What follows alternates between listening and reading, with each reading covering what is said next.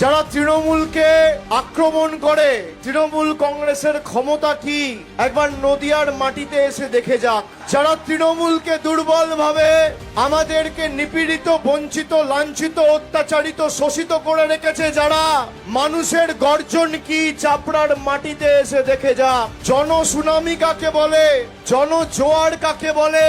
ভারতীয় জনতা পার্টি বাংলাকে ভাতে মেরে শান্ত নয়, বাংলার মানুষের মৌলিক অধিকার এসআইআর এর মাধ্যমে কেড়ে নিতে চায়।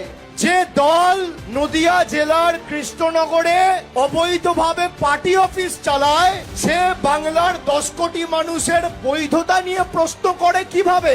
যাদের পার্টি অফিস অবৈধ, সেই দলকে আমাদের নাগরিকত্বের পরিচয় দিতে হবে। যখন ইচ্ছা চাইবে নোটবন্দির নাম করে 10 কোটি মানুষকে লাইনে দাঁড় করিয়ে দেওয়া, যখন ইচ্ছা চাইবে নাগরিকত্বর প্রমাণ দিতে হবে।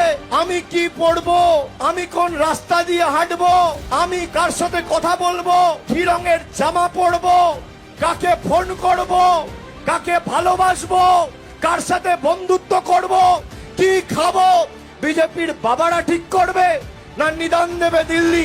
বাংলার মাটি দুর্জয় ঘাটি। যারা 12 বছর ক্ষমতায়, 2014 থেকে 26, বিজেপির বন্ধুদের বলবো, সংবাদ মাধ্যম আছে এখানে, পরিসংখ্যান আর তথ্যর নিরিখে লড়াই করতে সামনে আসুন। জায়গা আপনি বাছুন, মঞ্চ আপনি বাছুন, সময় আপনি বাছুন, তারিখ আপনি বাছুন। একদিকে আমি থাকবো মমতা ব্যানার্জির সরকারের রিপোর্ট কার্ড নিয়ে, আর একদিকে বিজেপির নেতা থাকবে তাদের রিপোর্ট কার্ড নিয়ে।